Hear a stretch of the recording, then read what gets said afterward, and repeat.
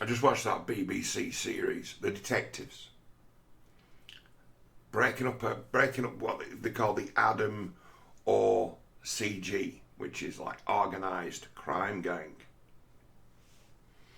Now that gang, I've known about that gang for 12 years or so, but I didn't know they had a name. But I've been told tale of those people. I know where they operated. Knew their MO. Could see it. Could just look at it with your own, at your bare eyes. Everyone in the fucking town knew about them. Everybody. They had cops on the payroll. Now this should send a message to people, you know. They had cops on the payroll who were appearing to go above and beyond the call of duty to try and protect them, with a number of phone calls they've exchanged between them and the inside cop, who they went to great lengths in the TV show to hide the identity of. And then there were a card up at the end saying that the police officer wasn't charged with anything and wasn't fired after an internal investigation. So it's like whitewash, or is it, oh no, they had the goods on her or him, blackmailed.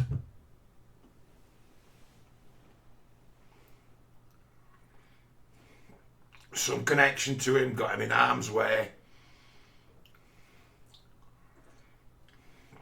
found himself blackmailed by him. So it's like in this day and age when you're dealing with pimps and monsters like those guys, seems that the police officer was probably so leveraged that they were given a pass. But I'll tell you something as to just how dangerous gangsters are.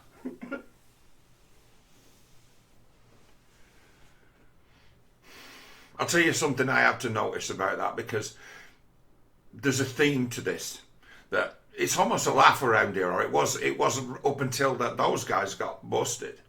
I don't see the cars around here so much. Maybe they've got smart to the residents of certain areas, saying, look, it's like a fucking taxi rank of like drug dealers waiting for phones to ring so they can drop off the stuff. It's like they're fucking everywhere. There's an army of them. Like if you want to do something about this, just grab any one of them and start sweating them. And it used to be a joke around here. I've told this joke loads of times on this channel. If you want to know what's going on, just nick one of them. They're all rats. You'll have as much leverage as you can catch on him, and as scared as he is. Give him a random tug. Just so we spot you speeding there, mate. Because they're always speeding. They give everyone a fucking good reason to pick them up. You see, I don't get out to drive too much, me, because I don't have a car, but I do drive about. I do have access to a car. I think it was the time before last I was out, I saw a guy on the wrong side of the road doing about 70 mile an hour. Right, line of traffic. And his attitude was, well, if you get in my way, you're dead. And I didn't hear of a big smash at the bottom, so everybody caved in to this fucking bully. I'm like, did you get a good look at driver? Yeah, a Pakistani guy, you know. A very high performance car. And you could hear it. It sounded like a fucking light aircraft. It was like 500 horse. Top of the line, Mercedes-Benz.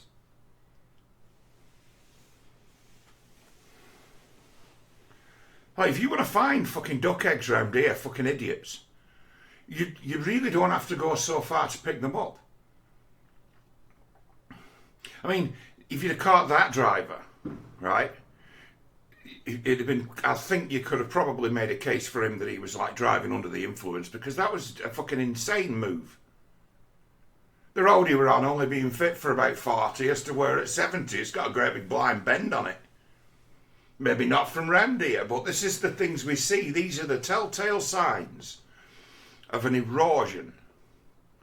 So no one gives a fuck about the police. What are they going to do? Give me a warning. You see people all the time driving around here on off-road vehicles on the road, just brazen. They don't give a fuck. Off-road vehicle, quad, no one gives a shit. And it's like these open acts of I don't give a fuck are in no way infectious to young. They see people driving around on a field in a car, rallying it. It's a stolen car, but they see that and they think, doesn't that look like fun?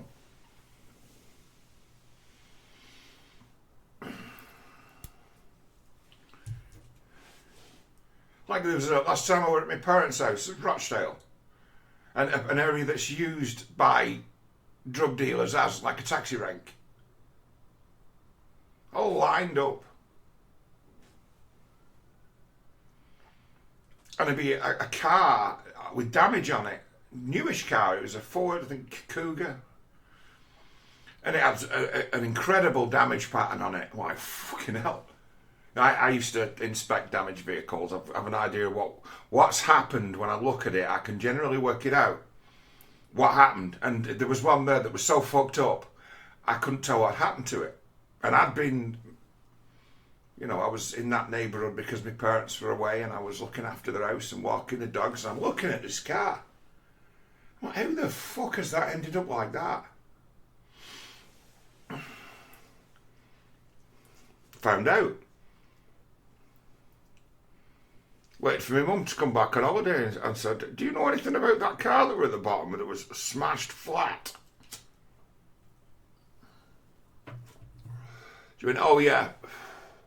Hit the bus doing about 50. Ran into a fucking bus. Hit a bus doing about 50. Like it's following the bus and the bus stops and it runs right up. Smash. I'm like, yeah, that'd about do it. Yeah, that makes sense. Thanks, Mum. Yeah, that makes sense. Neighbourhood I live in, rife with people racing around in cars. It's not uncommon to see a ridiculous thing as to damage a car's done where it's hit a house, hit a wall, hit a bus shelter. And it's like, how have you managed that?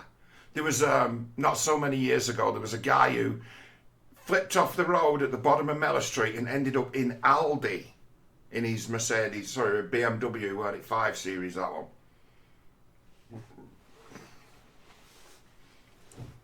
It's like, we've got some people around here who just do not give a fuck. And it's like, where have they learned this? Not to give a fuck. That no one can do nothing and it don't matter and you're insured and you can always just lie. Who's taught them this? Where have they seen this catch on as a good idea? And it'd be, well, it's Rochdale. It's like, think of this, right? Fool finds his way into Rochdale and finds himself here, and he's a fool and he's got money in his pocket. Likes the place. Why? Because it's so easy to get hold of drugs. Oh, this guy a bit foolish, is he? Yeah, especially when you get him on the gear. And what makes Rochdale so special? Well, if you've got money, you can have any drug delivered at any time of day. Everyone knows this. It's so well marketed amongst those who know. I put it to people, they'll say, to talk about Rochdale, one of my talking points when someone says, well, about Rochdale, I'll say, where do you come from? And they'll say, Reading, Peterborough, Liverpool. It's like, could you make 2 phone calls right now and have heroin on your doorstep within 20 minutes? Oh, I could.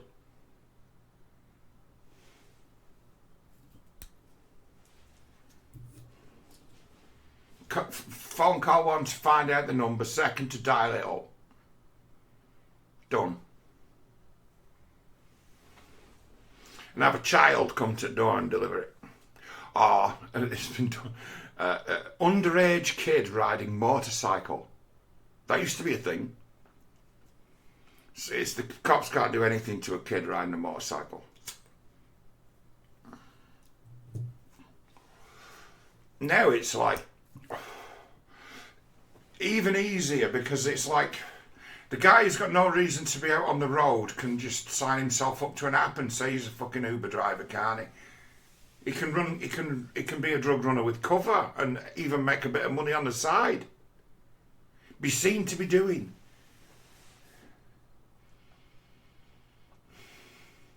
But I say to people, it's like, what kind of infrastructure backs a business that boasts it can do that?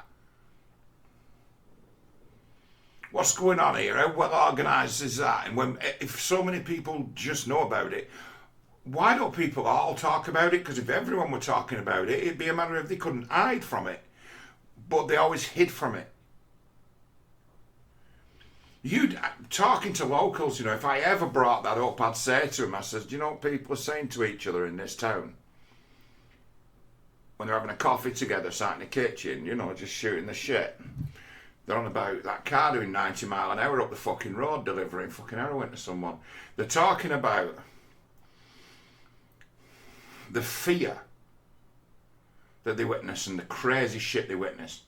And it'd be these fearful and crazy people, what's going on here? They owe these guys money, or these guys think they do. I've witnessed the hold that those people have got over the kids they've groomed years later. The tricks they teach them aren't just a side scheme. They make a game of it. They teach those kids the trade of manipulating the most vulnerable with drugs because you've got what they want. They've taught them that game, and it's like 10 years later, this band's been, as far as I know, this group's been going for a decade. 10 years later, it's like, oh God, those kids who are in their early 20s have learned that game and are like to just continue the ransacking. People get deliberately indebted to these street dealers and end up being owned by them in the same way as the kids were groomed by the bosses when they were giving them free toys and free stuff when they were 12 and 13, and then getting them on the coke, getting them so they like the coke when they're like 14 and 15. Get it so that's what they're into. So it's like, hey, do you want this for night? Do you want this for nothing? Do you want this laid on, but you're always in debt? And it's like, that's slavery. Well, what happens when you try and escape from working for this gang? They come after you. You never escape from them. So there's not so many people willing to stand up against them. And the front man of the outfit be so high profile and in your face. I don't know the guy because I'm not someone who's been in the social circles. But what was the guy's command centre was, it's not new that that's been a sort of command centre for that kind of operation. So it's like that Naz restaurant, I've got to watch how hazy my brain is. That Naz restaurant is on the site of what used to be the Asia. It was he's done up a shell of an old restaurant. And it's like, shit, that used to be the place you could turn up at like 3 o'clock in the morning and get a drink. Knock on the back door, and if they knew you, they'd give you a thumbs up and they'd sell you. Not telling me that, if you turned up asking for heroin and cocaine, that they wouldn't have obliged you, but, generally we would just go to them asking for lager and bottles of wine. So it's like that neighbourhood has long since been a home for broken down junkie whores. That neighbourhood. It's a feature of it. It's been a feature of it as long as I've been an adult in this town, as to where, if you want to see eye-opening shit, right? There's a mate of mine who used to be in the army. I don't speak to him anymore, and he wouldn't want anyone hearing of this if, people knew who he was. But he was someone who just moved to Rochdale. He lived elsewhere in the country and previously lived abroad. And he said to me, it's like, Rochdale is like absolutely chock full of just prostitutes. They're everywhere. It's like, I can't. He had a certain eye about him, having once been in the military, as to where that was something that they actively pursued in foreign countries or on leave when they were lads. They were going around looking for the best prostitutes, the nicest looking ones. So he's like, oh, I've noticed some things about Rochdale. And he gave me a tour of the top half of Rochdale town centre. And this would have been now 20 years ago. And he was just curb crawling. And it was so embarrassing. I'm like, oh, fucking hell. This is so embarrassing. And it's like, there's one. No, she's not. She's just someone going about her business, walking down the street, pulls over, slams the brakes on, windows down and says, you in business, love? And she says, yeah, what are you after?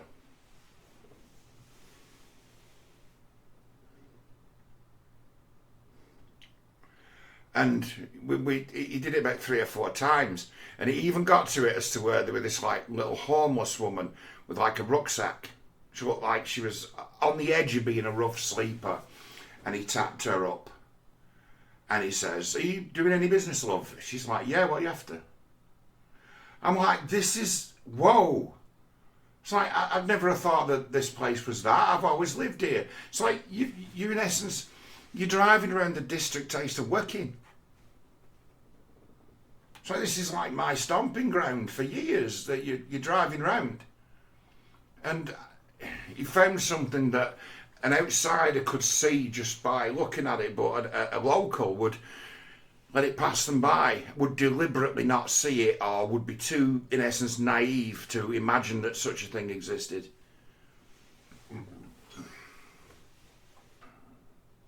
It's like a factory I used to work at. There used to be a shelter for damaged women behind the place, right? Walker House, it was called. And they were smackhead women. And it was, at night time, everyone in the factory knew it. At night time, that place is nothing more than a brothel. Nothing more. If you know the secret knock to get in the door, that's where you're going in there. It's like the depravity of the place is savage, like you wouldn't believe. Everyone has a choice as to whether they do or don't partake. But that kind of temptation in this town is like everywhere. You hear really bad things. You hear really terrible things. People tend to, when they've got a story to tell that's on them and they want to share it, they tend to reach for, because so many people traumatised. Like, you wouldn't believe what I just saw. What did you see? And it'd be beyond the pale, and it'd be on the pale over and over and over again. And these are the tales you hear.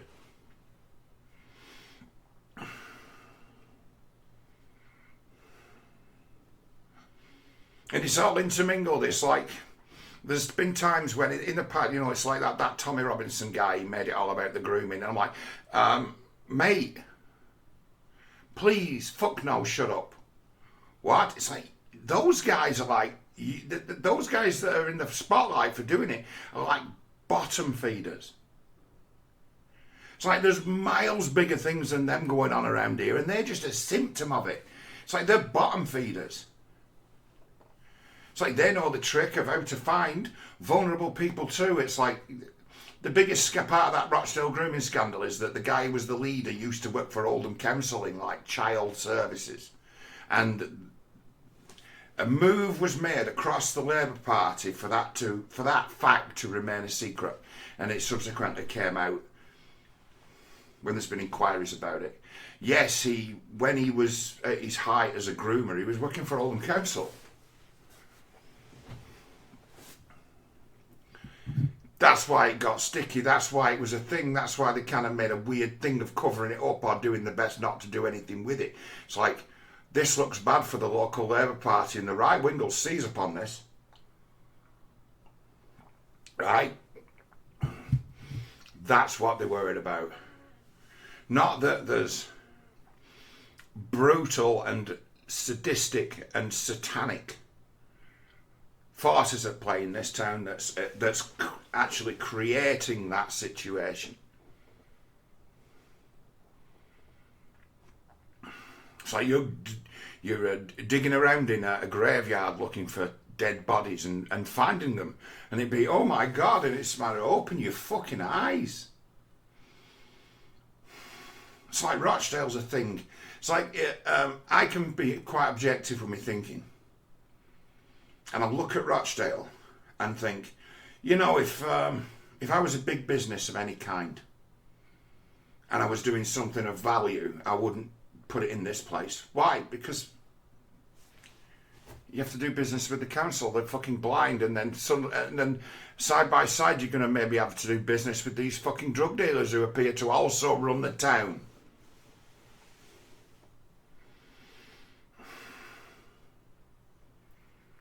It's like, can we afford to do business in such a place? And it's like, well, no, not unless you're selling burgers. You sell plenty of burgers.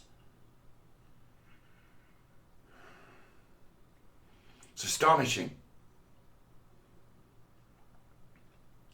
That gang they've took down, probably 1 of 10, and the reason why they've taken that gang down is because, right, and I'll let you in on a secret here, right?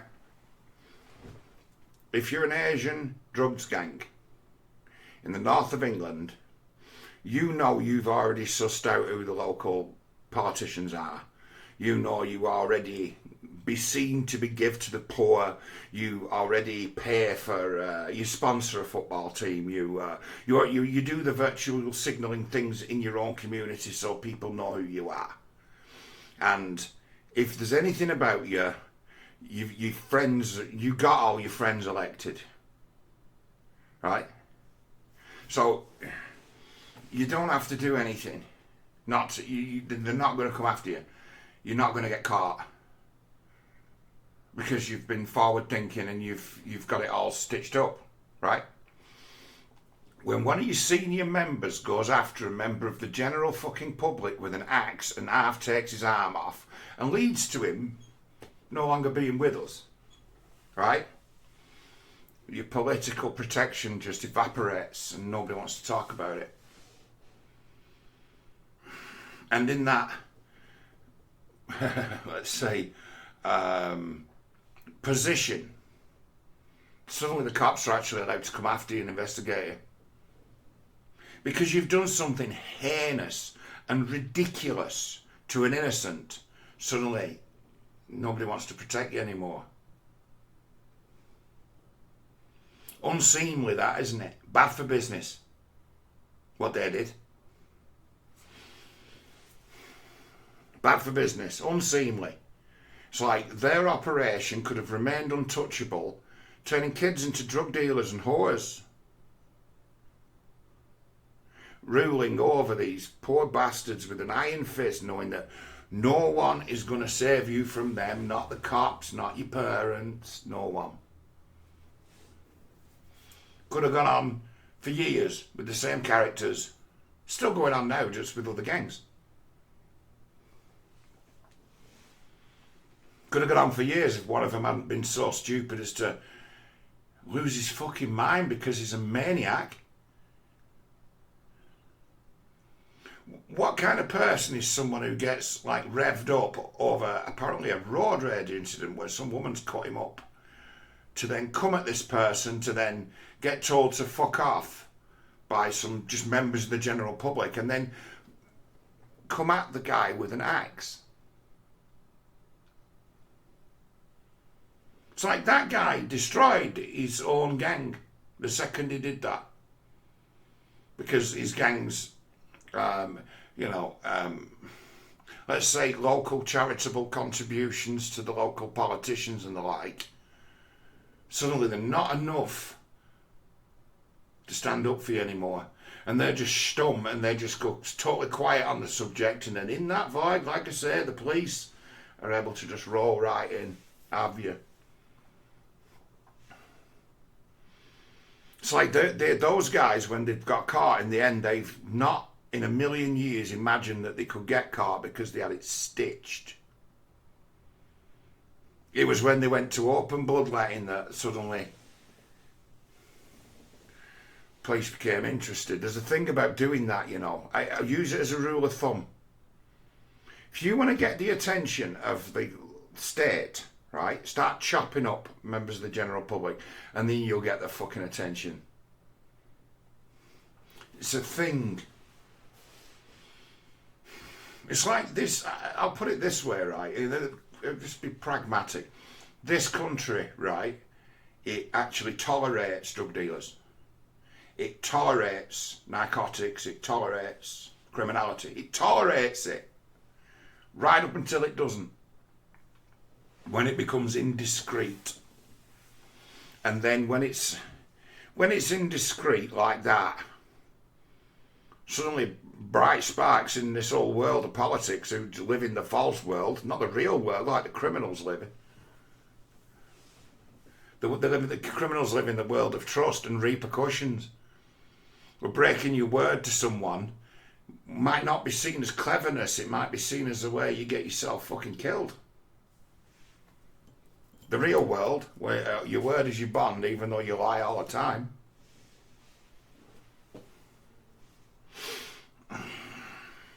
Suddenly politicians and ambitious cops start getting ideas above the station, don't they?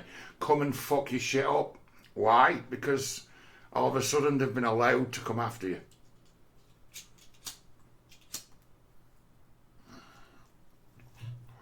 Because of something that you did that wasn't connected to what you were doing every day. It's like going after that gardener with that axe, that idiot.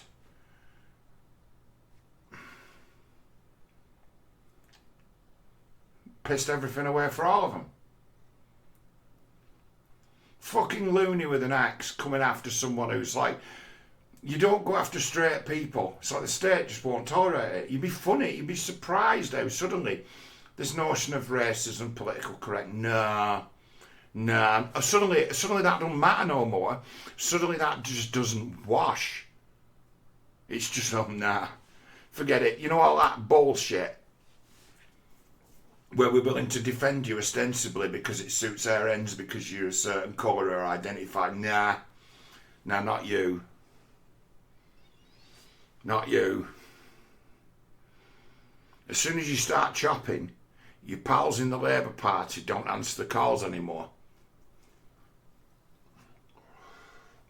But your pals in the police force did. About that for some gangland loyalty. They must have really had that copper scared. For the copper not to go to court for it, because there's been a few, that's the thing. There's been another Rochdale copper gone down for aiding drug dealers in Rochdale, aiding another gang. And that gang's at large, but their bank copper is in prison. One of their maybe many bank coppers.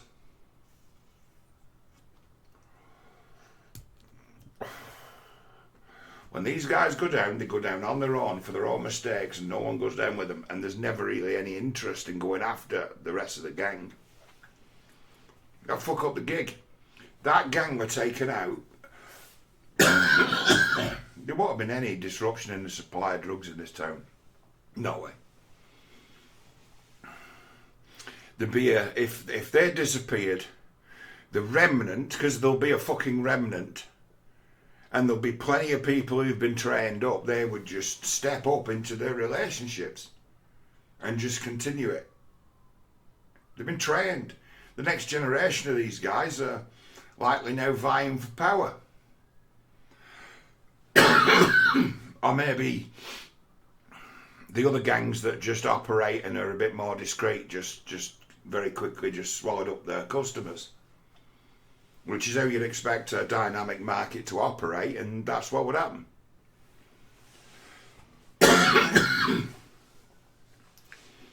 It's like if you want to better understand where it all goes wrong, you have to recognise something that I see as an absolute truth, and that is that in your lifetime, you'll be in your most vulnerable. You'll be in the most vulnerable situation the first time you as a teenager ever goes out and tries to score some drugs. That'll be the most vulnerable you'll ever be.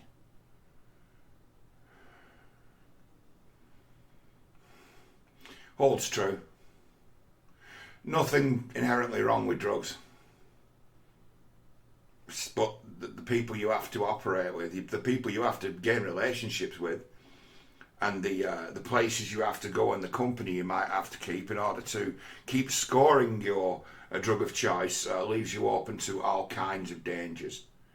And none of them are dangers you'd foresee.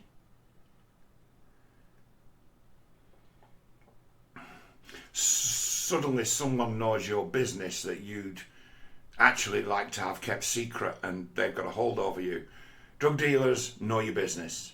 You know theirs, but people don't always recognise that either. But saying that, in Rochdale, if you were to maybe say be super entitled, maybe buy some cocaine from someone and it'd be rubbish, and they like call the cops on them because they sold you a load of shit, do you think the police are going to go and arrest that guy? I don't. If someone was to like fess up to being a baghead and say this fellow on this phone number came around and just sold them out chapter and verse for selling a weak product, do you think the cops would turn up? I think that person making that phone call might just see themselves in more trouble than they can fucking deal with right after the cops do nothing, and then word gets leaked out from the police that somebody made a complaint and this is their name and address because they've got a guy on the inside looking out for them. Access to the national crime database.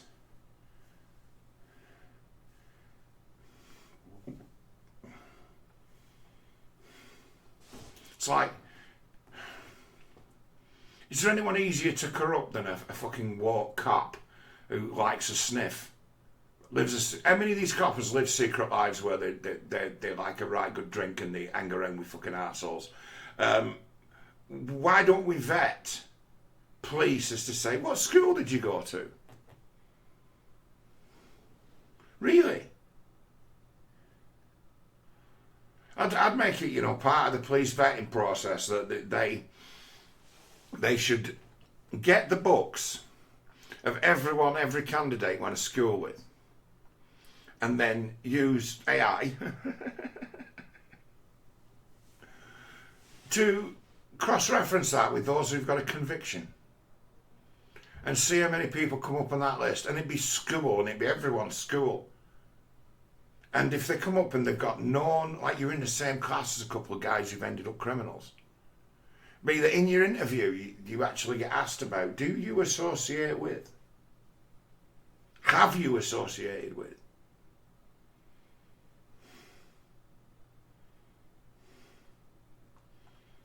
The answers be great, because it'd be a matter of, yeah, I know they're a pair of fucking rogues. I've always known they're a pair of fucking rogues. I know something of what those arseholes are capable of. I went to school with them. They've always been a pair of cunts. You might elicit that answer as to where, no, we don't want people who don't know anything about humans to be cops.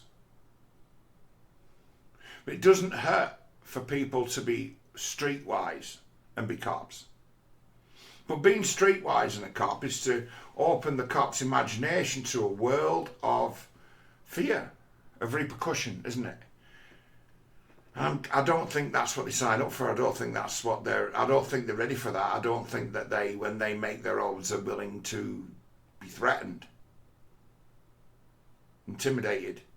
I think if you ask them, would you die in the line of duty, they say, of course I would. It's like, could you handle being gaslit, threatened, blackmailed? Because you've been caught offside, buying a bit of sniff, and there are people in the world who know things about you that could be used to put you out as a job as a copper that you didn't put down on the application form.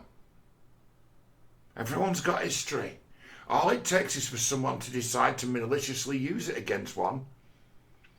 And you know what I mean? You might have some leverage. And these are the tactics that people who are going to put a worm in a police force do.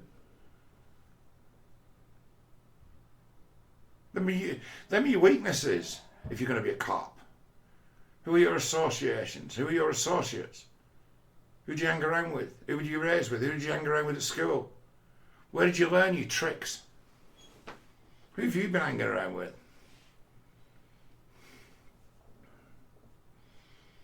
It's like, by them rules, I could never be a copper because I've kept abysmal behaviour for so many years of my life. Like, no, you couldn't trust him. So you could trust him, but you couldn't trust his mates, not be able to blackmail him, not be able to manipulate him, not to be able to make him decide between them and the job. Who wants to be that arsehole who becomes a copper and ends up being sent to arrest his mates? How many terrible tales of just crimes against humanity, right, that go on, get deleted from the world when that kid who knows something bad happens becomes a cop and doesn't immediately go after the people who fucked his youth up. You would, wouldn't you? If you got power like that and you were driven by justice, isn't that what you'd do? You'd want men like that.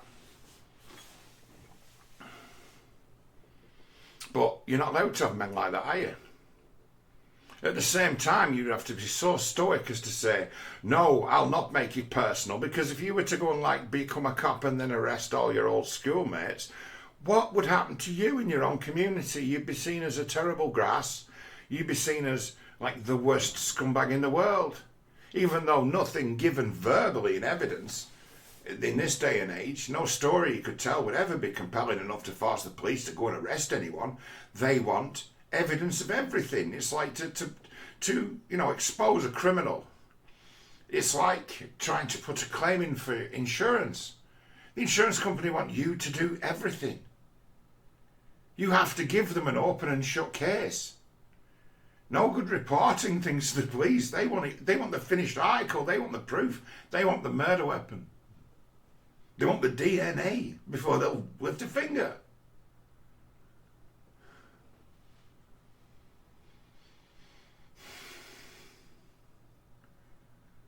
It's like cops.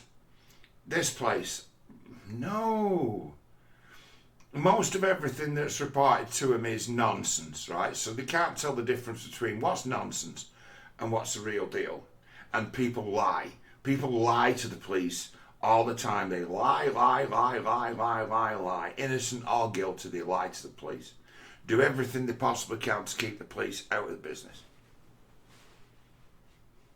Regardless of what the business is. Even if you're a law-abiding citizen and an absolute straight shooter, if you've got anything about you, you'd never want to have the police involved in your business ever.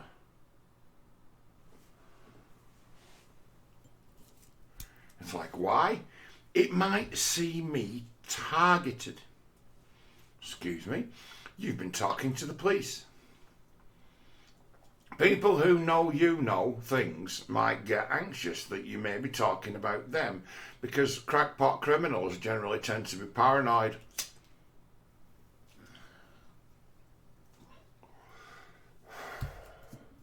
It's like there's a kind of psychic cold war going on against the cops. They can't expect any assistance from anyone ever. And when they are called to action, they call to action like they were against that gang, where the secret to getting those convictions is that people rat on them because they wanted revenge. The guy who got kidnapped and they scared his kid, he ratted them all out. Why?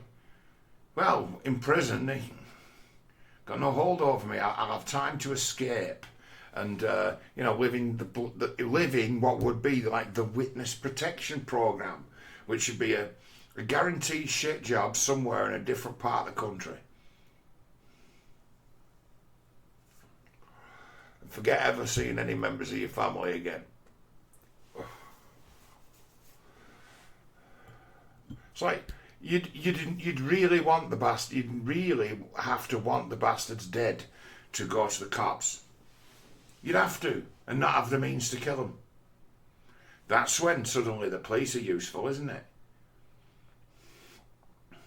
It's like, you can watch that about Rochdale and say, right, cops, right, people who've got a grudge against those guys who they fucked over and have got a real standing beef against them.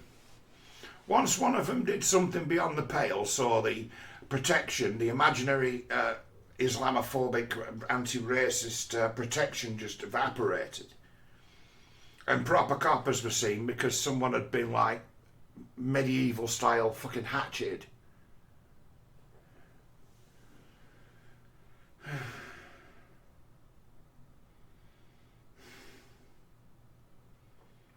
Damn.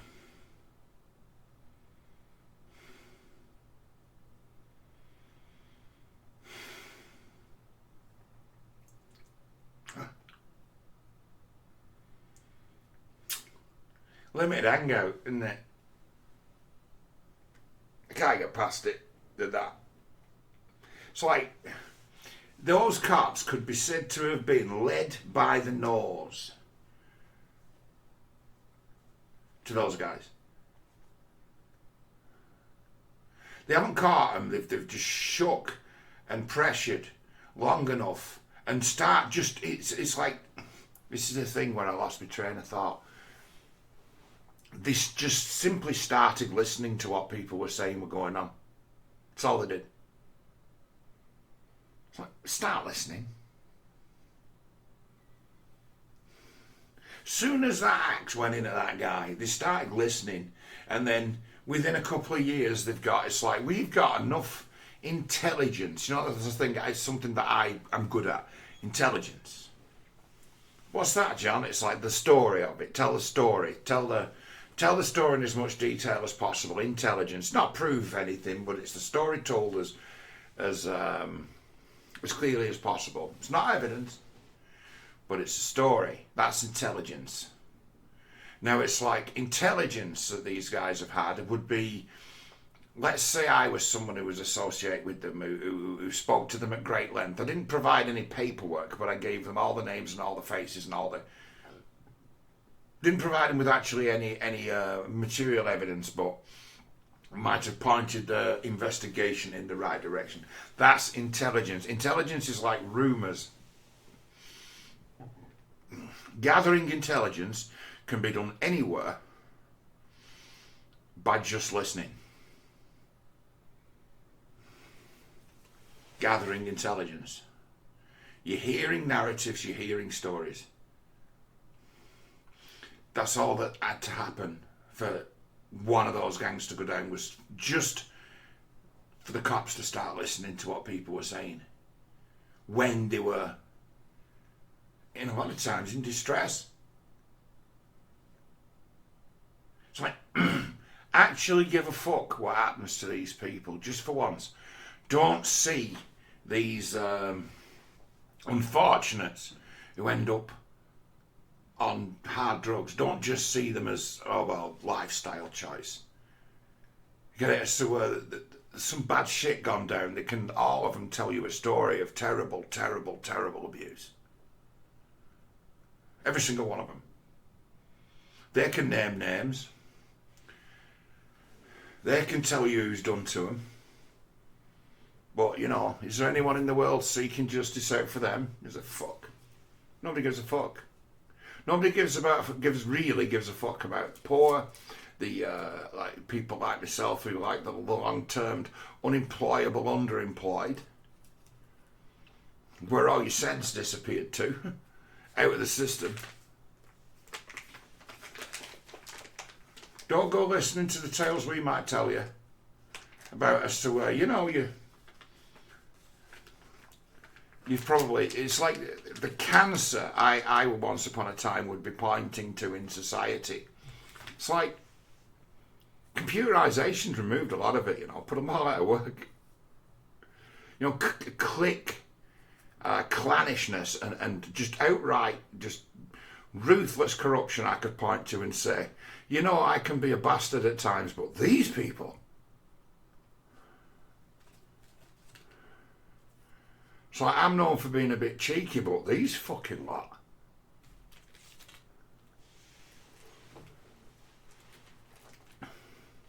So that most people are living a double life. And it takes away something from them, and it makes them blind. They turn a blind eye to their own sins. It's ridiculous how it works.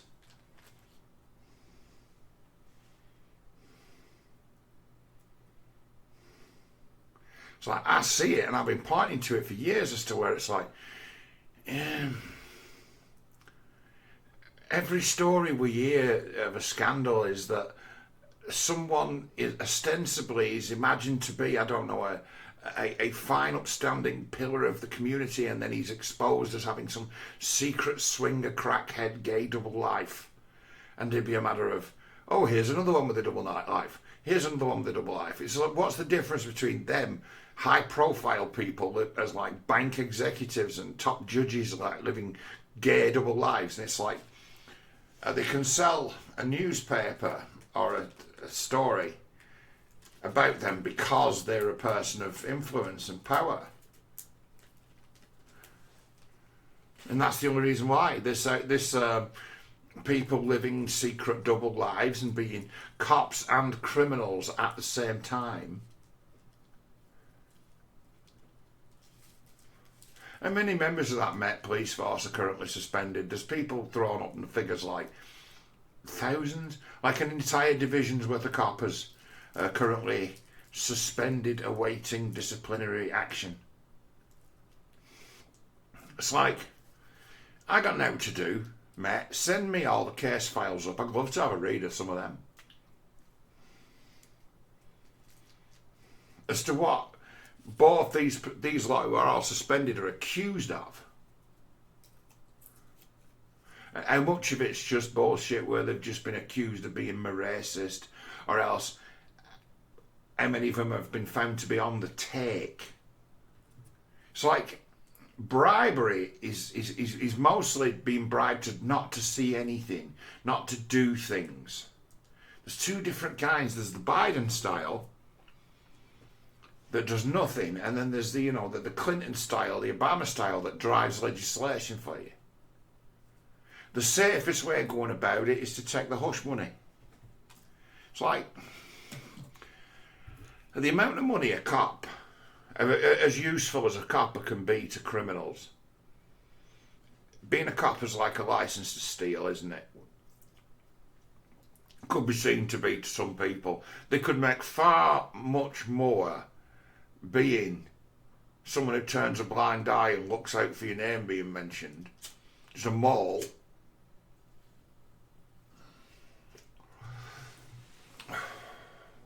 You could offer no service to somebody and be taking money off them and be actually doing them a job.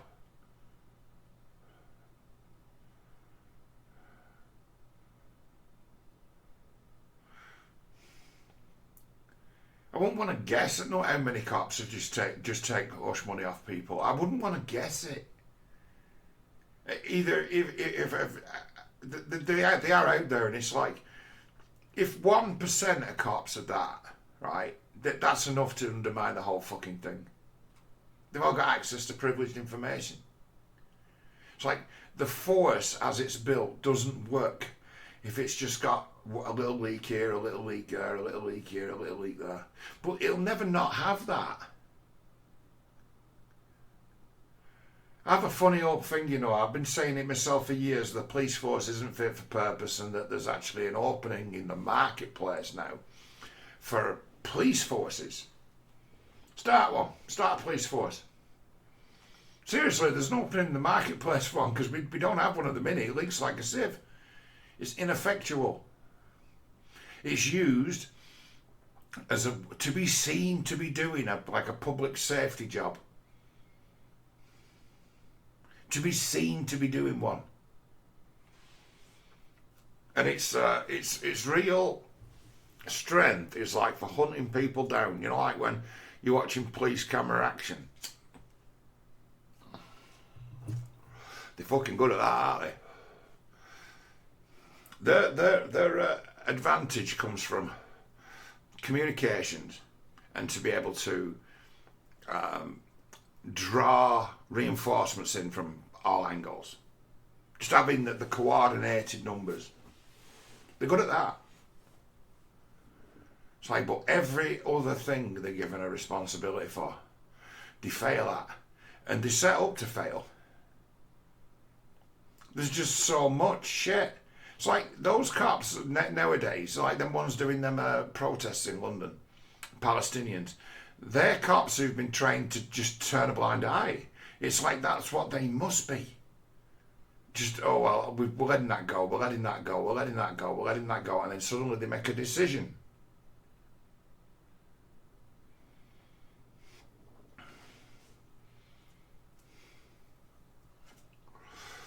Big question in my mind is, who really controls this country?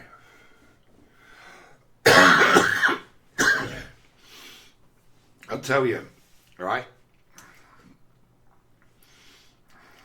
Next week, if like hundreds of thousands of people descend on London on Remembrance Day to protest against free Palestine, that tells me who owns the turf now. Common goal behind the Palestinian flag, the old Muslim councils of Great Britain and religion of peace. It's like they're stamping down their authorities to say, we are massive, look how many of us there are, and we are willing to turn up. We all vote, we all do as we're told.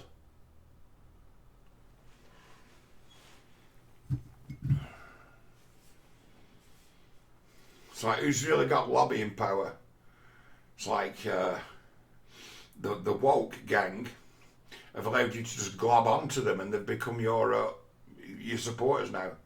You've been teaching a simplified narrative for many years about what that whole conflict is that better suits your needs. So when for the next time it flares up, you've already indoctrinated your masses to rise up against it. And they'll call it something else. They'll call it intersectionality. I'm a feminist, therefore I support Palestine.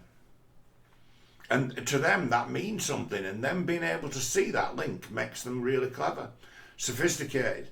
And me not being able to see that link make me old and stupid, blind even, because I don't see something that's not there. It's a terrible curse, that, not seeing things like that.